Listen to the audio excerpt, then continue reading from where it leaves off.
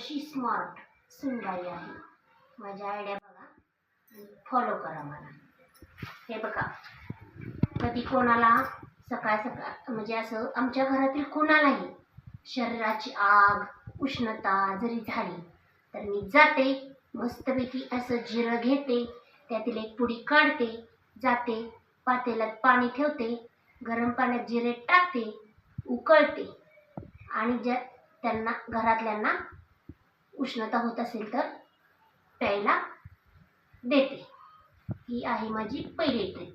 नंतर कधी कधी भरपूर खोकला वाढला असेल तर मी तुम्हाला सांगायचं दुसरी ट्रिक कुठली वापरते तर तुम्ही बघा आयडिया.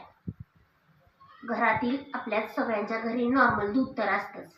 दूध घेते, त्यामध्ये तुम्हाला सांगायचं सुंठ पावडर टाकते.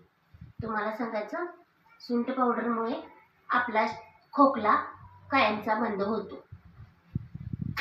नंतर जर माझ्याकडे नणंद आली, सारखी येते, म्हणती वहिनी काय करायचं की बाबा माझे केस पूर्ण गळतात, वेगवेगळे शॅम्पू वापरते आणि माझ्या डोक्याला ताप करते.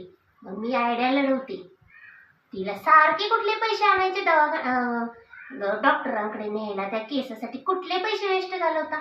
मी त्यांना गोड बोलून सांगते, ताई तुम्ही ही मोहरी घ्या आणि तिला आहे ना खलबत्ता देते, तिलाच लावते चेचायला आणि खलबत्त्यात कुटायला लावते आणि तुम्हाला सांगायचं मोहरीचं तेल काढते आणि गोड बोलून सांगते, ताई तुम्ही डोक्याला तेल लावा, बघा तुमचे केस वाढतात.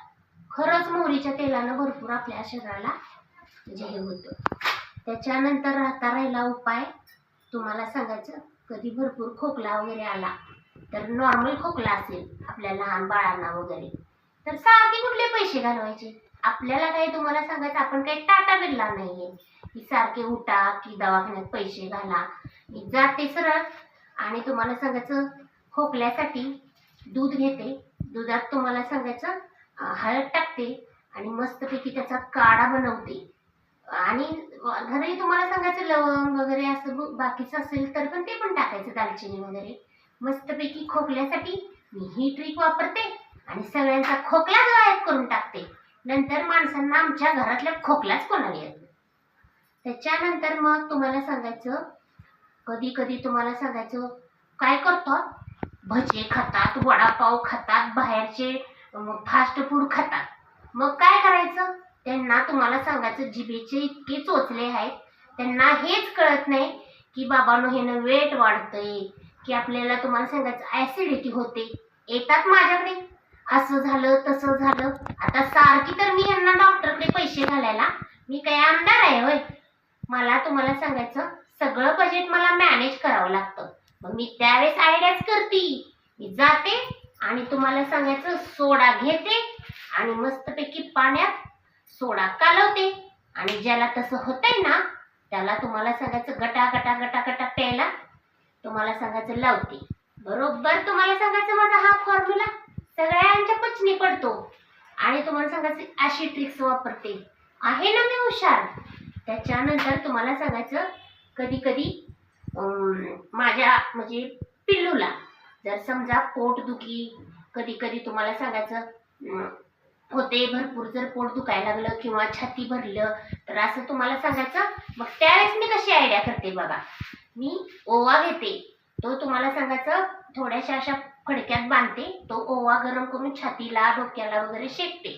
त्याच्यानंतर तुम्हाला सांगायचं कधी पोट वगैरे दुखू लागलं तर पिल्लूला घेते ओवा असा तुम्हाला सांगायचं घेते हातावर, खसा खसा खसा खसा चोळते आणि तो पिल्लूला माझ्या खाऊ देते. बरोबर तुम्हाला सांगायचं पोट दुखायचं राहतं, अशी आयडिया लढवते. आणि तुम्हाला सांगायचं उठतात सुटतात घरातले सगळे म्हणतात हे खायचंय ते खायचंय. आता तुम्हाला सांगायचं सारखं तर मार्केटमध्ये सारखे पैसे घालवायला आपण काय तुम्हाला सांगायचं इतकं काय तुम्हाला सांगायचं आपण टाटा बिर्ला आहोत का सारखे पैसे.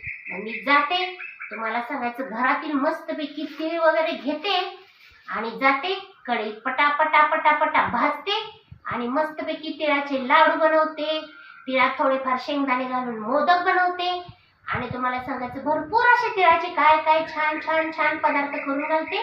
म्हणजे कसं माझ्या व्यवसायासाठी तीळ आलेले असतात मग त्यातून तुम्हाला सांगायचं माझ्या व्यवसायातून मला प्रॉफिट मिळतो, त्यातून मी तीळ शिल्लक ठेवते, सगळ्या घरादाराला पौष्टिक आणि शारीरिक घरचा खाऊ वापरते.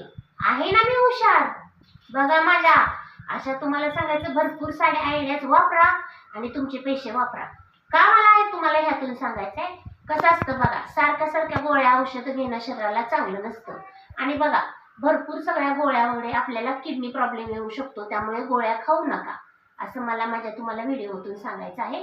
आणि घरगुती ट्रिक्स वापरा, आयडिया वापरा आणि वेगवेगळे आहे ना मी स्मार्ट सूनबाई, तर माझ्यासारख्या सगळ्या आयडिया वापरा.